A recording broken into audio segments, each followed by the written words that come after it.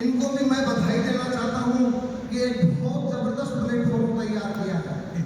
जो हमारे प्रधानमंत्री बोलते रहते हैं स्टार्टअप स्टार्टअप स्टार्टअप, ये वरदान एम्पायर एक स्टार्टअप बन गया दोस्तों। आपने देखा होगा 2 दिन पहले हम जब जयपुर से और यहाँ के लिए प्रस्थान किए थे तो वास्तव में वो एम्पायर खड़ा था उस समय। मैं देख रहा था वास्तव में ये एम्पायर बन चुका है दोस्तों। 2 साल के अंदर एम्पायर बन चुका है। एक बार 2 जोरदार क्लिपिंग चाहिए। देखा होगा आपने उस टाइम में फिल्म्स, मैंने देखी है वो फिल्म्स, मैंने देखी है वो फिल्म्स, आप सब लोगों ने देखी होगी। 10 गाड़ियां वहां लग गई थी और नंबर नहीं पड़ रहा था यार मैं कौन सी गाड़ी में मेरा नंबर है, कौन सी गाड़ी में मेरा नंबर है। लेकिन सिस्टम की मैं सल्यूट करता हूँ सिस्टम को। हम सभी 10 गाड़ियों में बैठकर और यहाँ पर उदयपुर की इस महाराणा प्रताप की नगरी में हम द्वितीय एनिवर्सरी मनाने के लिए आए हैं। तो मैं महाराणा प्रताप की इस एनिवर्सरी प्रोग्राम में आप सब लोगों को बहुत बहुत बधाई देता हूँ। मेरा नाम पृथ्वी सिंह निर्वाण है। बेसिकली मैं राजस्थान के झुंझुनू जिले से बिलोंग करता हूँ। मैं 18 साल का था तो मेरे पूर्वज सब सेना में जाते थे। मेरे दादो साहब सेना में थे फर्स्ट वर्ल्ड वॉर में। सेकेंड वर्ल्ड वॉर में मेरे पिताश्री थे। 1966 में महारानी कॉलेज में मेरे पिताश्री एनसीसी में थे। मेरा भी सपना सेना में जाने का हो गया और मैं 18 साल में सेना में चला गया और 36 साल में वापस आ गया।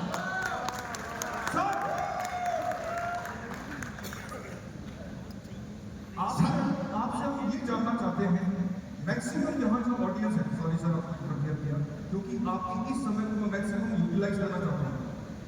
मैक्सिमम आप देखो ऑडियंस यहाँ पे 30 साल से के आसपास के हैं, थोड़े कम या ज़्यादा। इन बच्चों को आपको ये बताना है सर कि आप इस एज में भी इतनी एनर्जी है और आपने इतना अच्छा काम कैसे हासिल किया सर? क्यों ये आप जानना चाहते हो? बिल्कुल सर, मैं वही आ रहा था।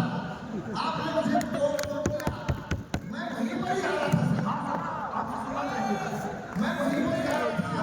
मैं आर्मी में ज्वाइन हो गई मेरी जब 10 साल का सेना में मैं था। मेरी उम्र उस टाइम 28 साल हुई थी। मेरी सिस्टर सोडाला में रहती है। मैं बोला भाई मेरे को भी एक प्लाट दिला दे जयपुर। मुझे जयपुर बहुत पसंद था। मैं सपने में देखता था यार मैं गुलाबी नगरी का सदस्य और मेरा वो सपना साकार होते होते बच गया। मैं 5000 रुपए दे के चला गया। सिस्टर को बोला 23,000 में सौदा तय हुआ। मैं 5000 1990 के अंदर सोडाला में 200 गज का प्लाट 23,000 में मैं वापस आया। 5-7 फौजियों से उधारा पैसा लेके आया दोस्तों। ये कड़वी सोचे, मैं आपको झूठ नहीं बोल रहा इस मामले में। मैं पैसे लेके आया, वहां आया तो बोला ये प्लाट तो बिक गया, तू ये प्लाट ले ले और मेरे पैसे वापस दे दे। तू पसंद का पक्का नहीं है इसलिए मैं प्लाट ही नहीं लूंगा। मैंने प्लाट नहीं लिया दोस्तों। जब 1999 में सेना में वापस आया, पेंशन आ गया तो मैं सबसे पहले प्लाट ही खरीदा। मैं अपना सपना पूरा करूंगा क्योंकि मेरी नोटों की ठाठी जेब भरी थी। सेना ने मुझे काफी पैसा दिया, रिटायर हो गया तो मैं 305 गज का प्लॉट लिया और जयपुर की गुलाबी नगरी का सपना पूरा किया दोस्तों। जोरदार तालियां हो सकती है। और मेरे 2 बेटे हैं। मैंने दोनों बेटों का अलग अलग घर बनवा दिया दोस्तों और मेरे बच्चों को अच्छी तरह सेट कर दिया। 4 बच्चे हैं, 2 बेटियां और 2 बेटे दोस्तों। उसके बाद में मैंने यहाँ पर मेरा खुद का व्यापार चालू किया और मुझे पता भी नहीं था कि मैं किस व्यापार में जाऊंगा। मैं आज भी बोलना चाह रहा हूँ, बोल रहा हूँ, मुझे नहीं पता मैं क्या बोलूंगा। मुझे नहीं पता है क्या बोलूंगा। मैं कभी तैयारी करके नहीं आता, मुझे पता ही नहीं होता मैं क्या बोलूंगा। तो मैं वहां आया तो दोस्तों मैं मेरे प्लाट का 4 दुआरी खरीदने के लिए मेरा ट्रैक्टर लेके आ गया क्योंकि किसान का बेटा था, ट्रैक्टर था घर पर और 4 दुआरी करने लगा। रास्ते में पत्थर देखोगे, हाँ यार पैसे का भूखा हूं क्योंकि 36 साल की उम्र थी। मेरी बड़ी बच्ची 12 साल की थी, छोटी बेटी 10 साल की, बड़ा बेटा 8 साल का और छोटा बेटा 6 साल का। तो बच्चे तो छोटे ही थे, जिम्मेवारियां मेरे कंधों पर थी। सर माफी चाहूंगा, आप नहीं बोल रहे तो मैं स्टॉप कर दूं क्योंकि मैं को खत्म नहीं करना। सर तो क्या है कि मेरे छोटे छोटे बच्चे थे, तो मैं बोला यार जिम्मेवारियां तो मेरे कंधों पर है। तरुण सर ये कड़वी सच है सर, आप ये ऐसे अंधेरे में नहीं बोल रहा हूँ। जिम्मेवारियां मेरे कंधे पर थी और मैं सेना में जब रिटायर हुआ तब 150 रुपये तनख्वाह थी, अर्थात 4,500 तनख्वाह मिलती थी। और सेना से आया तो 3.25 लाख रुपए मुझे टोटल मिला था। और मैंने ट्रैक्टर 4 दुआरी करा, रास्ते में बोला पत्थर बेचोगे, मैं वहां यार पैसे का भूखम पत्थर बेचूंगा। पत्थर का मेरा बदली का बहुत अच्छा धंधा चला। मैं गुलाबी नगर को सलूट करता हूँ, जयपुर को सलूट करता हूँ। जयपुर में इतना पैसा कमाया, मैं अमेरिका भी चला जाता तो नहीं कमा पाता। बीच बीच में मेरे को मैं पार्ट टाइम प्रॉपर्टी का काम करता था। प्रॉपर्टी का काम मुझे पता लग गया, जो मैंने 23,000 में प्लॉट मेरे को नहीं मिला, वो 2 करोड़ का है आज की डेट में। मैं बोला प्रोड्यूसिंग मार खा गया, लेकिन अगला आदमी देने वाला ईमानदार नहीं था कि अपना समूली गैस कर देता, क्योंकि गैस 3 प्रकार की है, एक समूली गैस, एक गिधाई गैस और एक भूखी गैस। जो भूखी गैस के चक्कर में आ जाएंगे ना तो आप क्लीन बोर्ड हो जाएंगे। और उस टाइम कोई ऐसा सिस्टम नहीं था प्रॉपर्टी के अंदर काम कर ले, और मुझे बड़ा डर लगता था, मैं प्रॉपर्टी में काम नहीं किया। सर्व में मैंने प्रॉपर्टी में काम किया और पहली बार ही मेरे को बात दे दी, मैं काम पकड़ गया, मैं प्रॉपर्टी में काम नहीं करूंगा। जिंदगी में दूसरा काम कर लूंगा लेकिन प्रॉपर्टी में नहीं करूंगा। फिर क्या हुआ सर? फिर मैंने इसलिए किया कि मेरा एक दोस्त था, मेरे बड़े भाई के दोस्त हैं, उन्होंने बोला यार ये सही है, ये गद्दारी नहीं करेगा तेरे साथ। मैं बोला यार सेना का आदमी हूं, मैं जो बोलता हूं वो नहीं हुआ तो मैं तो उससे अच्छा मरना पसंद करूंगा, मैं प्रॉपर्टी में काम नहीं करूंगा। फिर मैंने उसमें उसके साथ काम किया, वो अच्छा काम किया। 5,000 का जमीन मैंने बाजार में बेच दी पार्ट टाइम, मेरा पत्थर व्यापार तो अच्छा चला और पार्ट टाइम 5,000 का जमीन बेची मैंने। लेकिन वो बंदा क्या था, अपनी सेल बढ़ाने के लिए मेरे को बोला 2 रुपए सैकड़ा जब मर्जी ले जाना, और जब मौका आया तो 2 रुपए सैकड़ा नहीं मिला। मैं बोला मैं आपसे इस्तीफा देता हूँ, मैं आपके साथ नहीं रहूंगा, क्योंकि आप फसल के पक्के नहीं हैं।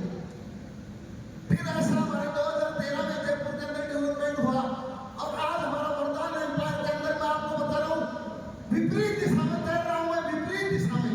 मेरा सीकर रोड के ऊपर अपना सीकर रोड में बहुत से लोगों को मेरे को ना कहना पड़ता है, लेकिन मैं बड़ा सीकर रोड पर कोई ऐसी कंपनी नहीं है, इसलिए पृथ्वी सिंह मैं यहाँ काम नहीं करूंगा, मैं वरदान का एम्पायर का सदस्य बन जाऊंगा, लेकिन मैं अच्छा ही काम करूंगा, मैं कभी भी गलत काम नहीं करूंगा। इसलिए वरदान एम्पायर में मैं आया हूँ।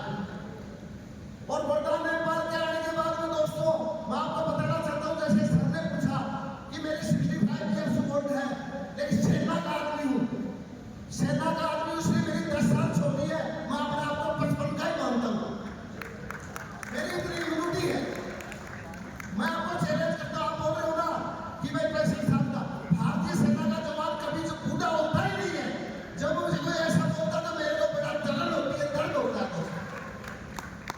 वास्तव में हकीकत भी है। 4-5 लड़के एक दिन मेरे को बोला फौजी साहब मैं आपके साथ हूँ, आप क्यों इतना डोलते रहते हो? तो मैं बोला दौड़ लगा ले। 100 मीटर की दौड़ लगाई दोस्तों, मेरा पहला नंबर आया। 10 लड़कों में 6 लड़कों को मैं हराया।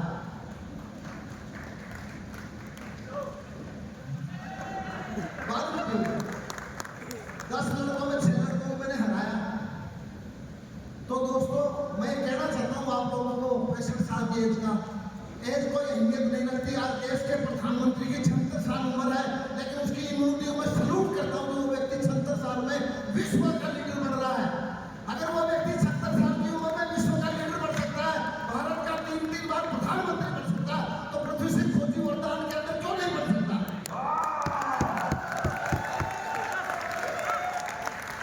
और 4थी बार प्रधानमंत्री बनने के लिए जब तैयार है तो मेरी तो मुझे 10 साल छोटा हूँ, और 10 साल में अपने आप को वैसे कम मानता हूँ क्योंकि मेरी इम्यूनिटी है। तो दोस्तों आप सारे लोग सफल हो सकते हो, बस कि आप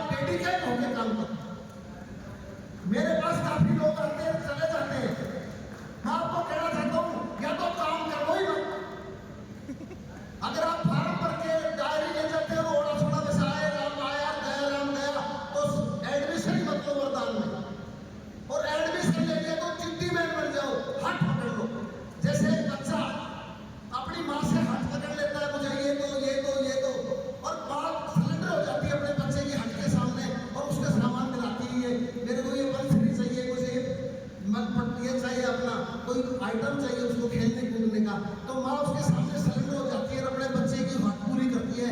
ऐसे आप हक पकड़ लो, मैं भी वरदान के अंदर टीडीएम बनूंगा। और दोस्तों, जो लोग टीडीएम बन जाते हैं वो लोग यहाँ पर बड़े बड़े अचीव कर लेंगे। एडीएस तो बहुत सरल है, टीडीएम थोड़ा सा हार्ड है। कठिन परिश्रम करो और पीछे मुड़ के मत देखो। आप टीडीएम बन जाओगे तो एडीएस अपने आप बन जाओगे। वाह, यहाँ पर आप कभी भी देखना होगा, जब मैं यहाँ आया तो मैं थोड़ा सा स्पीड से काम किया, मगर कंपनी में आया तो मैं थोड़ा करके दिखाऊं। और 1 महीने तक मेरी पत्थर ही उड़ गई। मैंने 1 महीने के अंदर अच्छा अचीवमेंट किया। 2 महीने मलेशिया यात्रा की थी। मेरी मिसेज मेरे साथ 4 बार विदेश यात्रा कर चुकी है। मैं भगवान का शुक्रगुजार हूँ, मुझे वरदान जैसा एम्पायर मिला है। और इस एम्पायर में मैं बहुत से लोगों की जिंदगी को ठीक करूंगा, उन लोगों को करोड़पति बनाऊंगा। ये हमारे सब लीडरों का सपना है। मेरा मतलब है, मेरे माध्यम से अगर कोई व्यक्ति सफल होता है मेरे बोलने माध्यम से, तो जिंदगी में मुझे नहीं भूल सकता दोस्तों। इसलिए दोस्तों, आप लगे रहो, डेडिकेटेड होकर लगना पड़ेगा। कितने लोग हैं जो डेडिकेटेड होकर काम करना चाहते हैं? ईमानदारी से आप आपके अपने भगवान की सौगंध झूठ मत बोलना। कितने लोग करना चाहते हैं? सर आपने मौसम बदल दिया। वाह, अपने भगवान को साक्षी मान के, नहीं तो हाथ ही मत खड़ा करना। अगर आप भी आपका मन परिवर्तित है तो हाथ डाउन कर सकता है, लेकिन अपने भगवान की झूठी सौगंध मत खाना। अगर आप लोगों में ताकत है ना, तो मैं आपको विश्वास दिलाता हूं कि आप हर आदमी यहाँ पर एडीएस बनेगा। हर आदमी यहाँ सीनियर डायरेक्टर ऑफ सेल्स बनेगा, डायरेक्टर ऑफ सेल्स बनेगा। 1 लाख गज का टारगेट है। कल कंपनी आगे भी रहे और डेवलप कर देगी। चिंता मत करो, 2 लाख का भी आ जाएगा, 5 लाख का भी आ जाएगा। और ये नहीं दर्दीदा, इसलिए आप यहाँ पर काम कर सकते हो। मेरी सफलता का राज, सबसे बड़ा राज मेरा यही है, निरंतर प्रयास।